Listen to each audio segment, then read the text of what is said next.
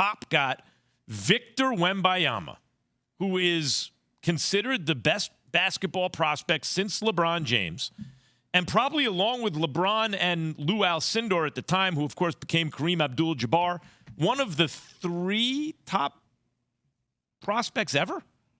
7'5" with handles and a shot, right? Certainly one of the 3 most celebrated coming into the league. But, Jay, you say that Wembanyama is not the only great talent in this draft. Well, I do want to say this because we haven't talked about Victor yet. So last night, Woj did say he has a chance to be the best NBA prospect in the history of the NBA. To me, that is still LeBron James. I think LeBron James came into the league ready with the man's body. I would say the only thing that is left for Victor to do, because his skill set is off the charts, right? Is more so the body and the frame to work on that, which should come in time. But he could not have been drafted to a better situation. And think about now what Greg Popovich, who's been really considering retiring for the last couple of years, is able to get. And how this organization has built their history of their franchise off international players, from Tony Parker from France, Manu Ginobili from Argentina, Boris Diaw from France as well. The last 2 times they've had number 1 picks, 1987, David Robinson. I think that turned out well for them. Last time, 1997, Tim Duncan, turned out extremely well for them. So the perfect situation for Victor Wembanyama to go to.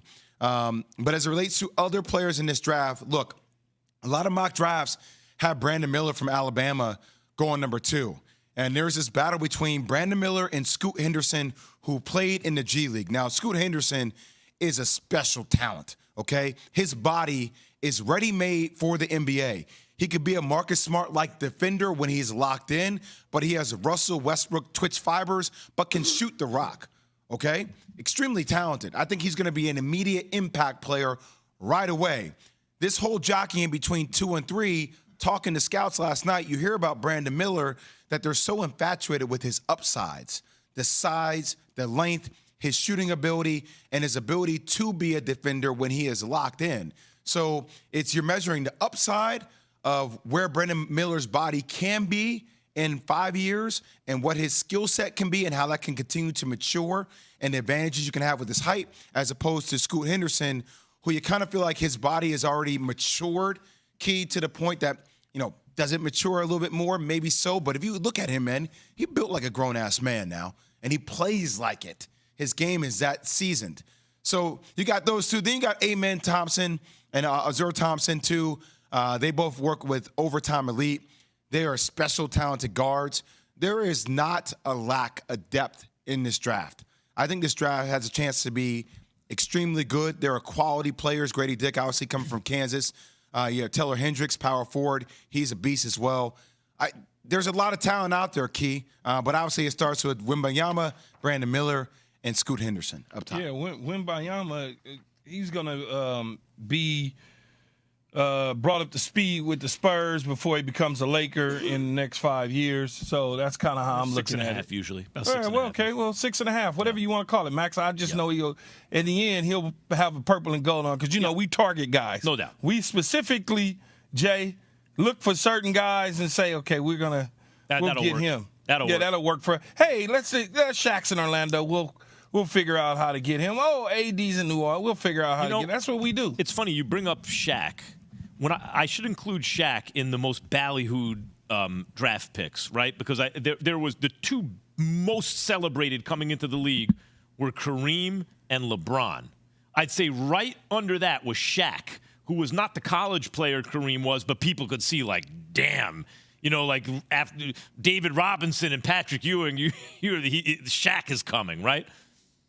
What's interesting to me is, has there been enough? Am I missing someone who's been that celebrated coming into the league? Because when you think about what those guys have achieved, Kareem could not have had more hype in his day. And if anything, he exceeded the hype somehow.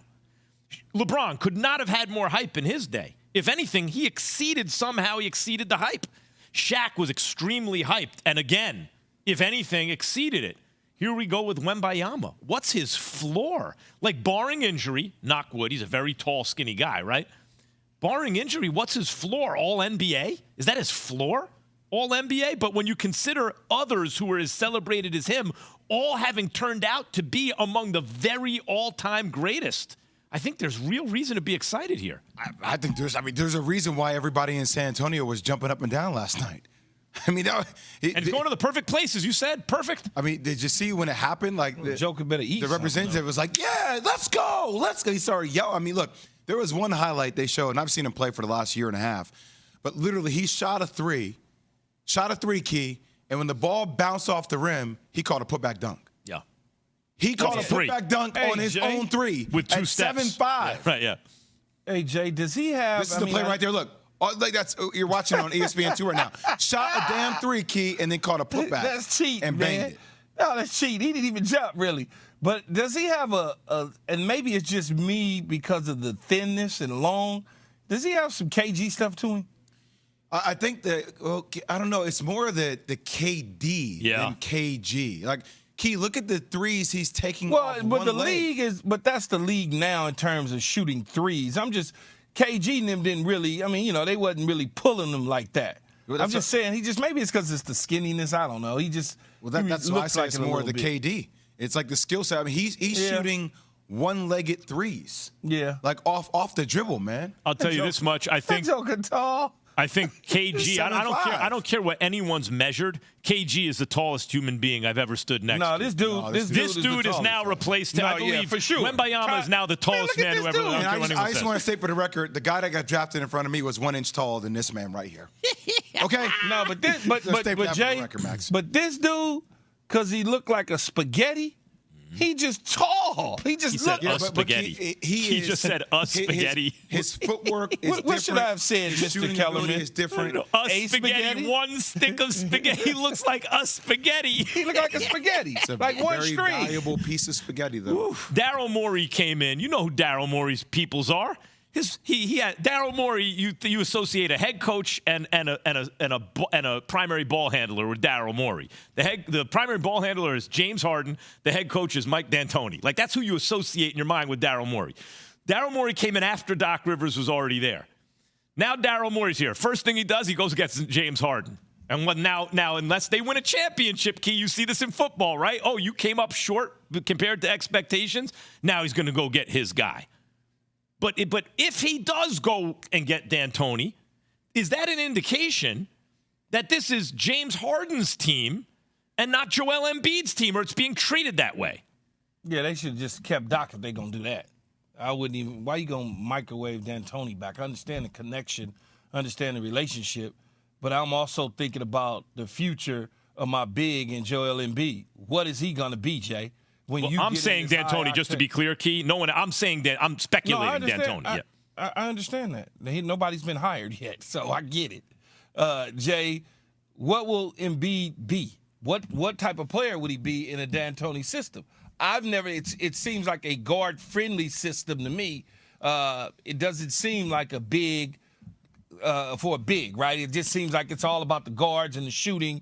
And not not getting guys down low in the box and using their ability, something that the Sixers didn't do and Doc Rivers didn't do with Joel Embiid against the Celtics. So why would you go get that guy, basically the same duplicate of what we just saw in the series with the Celtics? Because the love affair and that love triangle was real between James Harden, Mike D'Antoni, and also Daryl Morey. It's been real since they've been in Houston together. I mean, think about how is that helping the big? Well, I don't think decisions are made around, like, look, if you paid attention to Game 6 and Game 7, I can't tell you how many texts I got from Yates, from my boys, who are all watching the game. If he don't get his ass down on the block, from so many people, like, you have a major advantage. Yeah, we saw Jokic bully AD last night.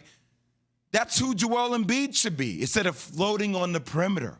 And a lot of people were saying, well, Doc, it's his job to get him. So now you're telling me if you bring in Mike D'Antoni, you think you're going to see a steady diet of Joel Embiid on the block? No, you're going to see him on the perimeter, a lot more involved in a lot of that action that is involved and built around James Harden. That's what Mike D'Antoni has been known to do. The last true center, like center, the way you think of them, and I think of Embiid as that, although it's center plus, right?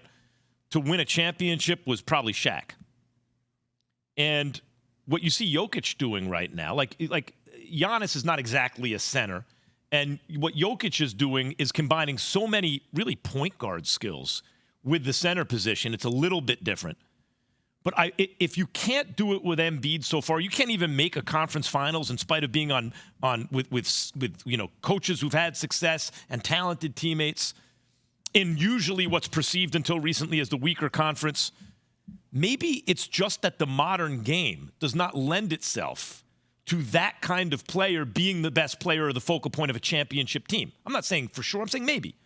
And the thing about D'Antoni, provided you have a defensive coordinator with him, is that he gets teams farther than they ought to get, right? Especially if he has James Harden. Like, you think of Harden in Brooklyn, looking a hot mess, rolling out of bed, out of shape, 30-point triple-doubles with D'Antoni there on the bench, right? When D'Antoni wasn't there, it looked very different. So I don't know how he'd use Embiid exactly, but I imagine the effect. Be a fair assessment. I imagine the effect would be good on the team, but the question in the end, Jay, will still come down to, will Harden or maybe a developing Maxey, if Maxey ascends and takes the next step, will they be able to make the plays in the moment of truth, right? Like, that's still what it's going to come down to. Hey, Jay, I'm cool on the air raid for basketball. I'm good on that with D'Antoni. A whole bunch of points, and I'm good on that. A lot, look, I have a lot of questions about it as it relates to this team that looks rudderless sometimes, as it relates to a leader. But I will say this. To Max's credit, like, we don't know everything all the time. And D'Antoni can open up a chess box sometimes. And if he is a person to activate James Harden, there is a part of me that wonders, because we talked about why doesn't Joel Embiid get used more like Jokic? Maybe there's a part of Embiid's game that we haven't fully seen crystallize yet because of us always trying to get him on the block. So, like, there is a devil's advocate in what I said originally. Like, there is a sweet spot. And it's about using him right. It's not getting him on the block all the time. It's about using him right. Well, that's the thing. So I was laughing because, like, last night the Spurs got the number 1 pick, right? So they got Victor Wembanyama. And I'm sitting there saying, damn, Brett Brown, who is an assistant on Greg Popovich's staff, just got Victor Wembanyama. And Brett Brown got the 76ers to the Eastern Conference semifinals twice. Doc Rivers got the Sixers to the Eastern Conference semifinals 3 times. And now I'm over here saying, well, D'Antoni has been to the conference finals. He's done more than both Brett Brown and what we've seen. The last situation happened. Could easily have 2 chips, by the way, because that incident with the Spurs, he could have chipped up. You don't know, but maybe. And then also, if they don't miss every shot from 3, basically, against the KD Warriors, the Rockets probably win that game at home and then probably beat the team out of the East. The point is this for me. Whoever it is, because I'm speculating D'Antoni, but even if it's someone else, in the end, you're going to need a closer. You're going to need a guy, and Harden does not appear throughout his career to be that guy, and it's hard for a big to be that guy. So the question for me with the Sixers still is, can Tyrese Maxey eventually become that guy, whoever coaches the team? I agree, but I think if you're going to make the hire on Mike D'Antoni, you need to add, I'll give you football terminology, the right defensive coordinator. Yes, 100%. Because you saw that when they were in Brooklyn, when he had the right defensive people combined 100%. With the offensive philosophy, it meshed incredibly well. D'Antoni don't care about defense. If you get him a good D coordinator to sit on the bench, you're good. I can't do it, though. Y'all keep talking about. Who else are you going to hire? Who else do you want? Man, it's 12 coaches out there, man. We gotta look at all of them. Celtics are minus 525. The Heat are plus 400. The Heat are undermanned at the moment, and Jimmy Butler's been heroic, but the Celtics are deep. What do you say about all that? I have no doubt that everybody on the Miami Heat FaceTimes, they are young. I mean, our analytics department, what do they know, right? No, the reality is, when you're looking at this on paper, the Boston Celtics are by far the better team. I'm even willing to admit that. The problem for the C's is the series ain't played on paper. And you can never evaluate this Heat team ever since Jimmy Butler joined it on paper. The regular season to Miami is no indicator at all at how this team plays in the postseason. You can go back to 2020, where they were a mediocre team at best in the regular season, and then they found themselves playing for an NBA Finals in the bubble. And then last season, when, not in terms of seeding, but analytically, when you would pull the advanced stats, you're talking like the 6th or 7th team in the conference, and they were one shot away from another NBA Finals if Jimmy Butler had just driven to the basket. And so this season, if you're looking at it on paper, sure, the Celtics are going to absolutely dominate this thing. But that was the case with the Milwaukee Bucks. There was an edge there for the New York Knicks. And so you can't evaluate it with this Heat team in that way. And we know playoff Jimmy is a real thing, even if Jimmy Butler denies it. I mean, Amber, from a talent perspective, you can make an argument that the Celtics have the most talent than any other team in the NBA. But I think this series needs to be won from a tactical perspective. And I think that comes from the best coach in the NBA in Eric Spoelstra. Who, by the way, whether it's him playing amoeba-like zones, whether it's him giving different defensive looks on matchups, I think you're going to see Jimmy Butler and Jaylen Brown. But talk to me a little bit about Bam Adebayo. I think he's been more aggressive this year in the postseason than years before. What do you need to see from Bam in a moment where when he plays big and when he plays aggressively, they are a different team? Right, which he doesn't always do that. Yes. That's just the reality of it. He didn't do it last season against this Boston Celtics team in that 7-game series. And so that's concerning from a matchup perspective. But you did see Bam just have a very good series against the New York Knicks. And so you hope that he's able to replicate that here. There are matchup advantages and disadvantages, largely disadvantages, because again, on paper, Jay, we know what this looks like. And you're absolutely right. The C's have the better roster. They've got the better players. The Heat have, I think 7 undrafted players on this roster, 4 in heavy rotation. So obviously the nod's going to go to the Celtics, particularly when Tyler Hero isn't even playing for the Miami Heat. But Eric Spoelstra is what it all comes down to, because that is the best coach in the NBA, hands down. The NBA should be ashamed of itself that he's never won Coach of the Year, by the way. I digress. We just saw multiple coaches get fired who've won multiple Coaches of the Year. But anyways, he's going to have a huge advantage here. He's up against a rookie coach. He's up against a coach that makes me feel young, right? I mean, that coach probably FaceTimes, guys. And so that's just the reality of it. Now he's going up against a championship pedigree coach in the Eastern Conference Finals in Eric Spoelstra. Maybe Joe Mazzulla ends up being the best coach in the NBA one day. He ain't there yet. And so I think that that's a huge advantage here for the Miami Heat. I think that the other advantages for the Heat, the Boston Celtics are coming off of a 7-game series when a team's coming off of game 7, overwhelmingly a losing record. So I think that that bodes well for Miami tonight. Again, Jimmy Butler, postseason Jimmy Butler, I think is the best player on the court in this series. You can argue with me that Jason Tatum's a better player in the regular season. That's fine. I'm talking just postseason. Jimmy is a very real thing. He will be the best player on the court in this series. And then the turnover game, I think, is huge here for Miami. The Boston Celtics are not a team that typically turns over the ball, but the Miami Heat loves to steal the ball. And against the Heat, that has bitten the Celtics numerous times. It bit them last year. I mean, we've seen Jason Tatum have games against this Miami Heat team where he turns the ball over 6 or 7 times. And so if that sort of thing is happening, and Jaylen Brown has his own problems as well against the Miami Heat, those are going to be easy points offensively for the Heat. They're going to need to capitalize on those sorts of efforts. Amber Wilson, co-host of Joe and Amber with Joe Fortenbaugh, with us on KJM on ESPN Radio now. Amber, I hear what you're saying about Hi, Amber. Coach Spo. Hey, Key. Go ahead, Key. No, go ahead, man. Well, I hear what you're saying about Spoelstra. I think that's a great point. And Jimmy Butler in the playoffs is a real thing. You cannot ever count the Heat out. But it reminds me a bit of the KD Warriors against LeBron and the Cavs. Like, even if Jimmy Butler is the best player on the floor, Tatum's going to have more of an opportunity to show it, right? Because you got more people. Gabe Vincent's not going to be his second best player a lot of nights.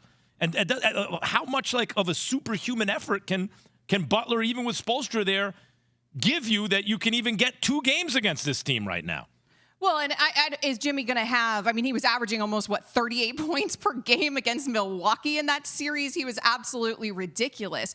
The truth is that Bam has to be your second best player, and Bam has to do what he did in that Knicks series, because yes, Jimmy was out of control in that series against the Bucks. He was not out of control in that series against the Knicks, and also maybe grappling there with that ankle injury. So what version of Jimmy are we going to get? I think we're going to get a highly motivated version of Jimmy, but the truth is Bam's going to have to do what he did against the Knicks in order to actually win this thing. The advantage there with the Heat, though, it's not necessarily that they're going to kill you. I'm not even saying that it's, oh, Jimmy's going to go and be dropping 45 every single night. The thing is with this Heat team is they wear you down and they don't go away. You think they're going to go away, they just don't go away. Boston's been the worst team.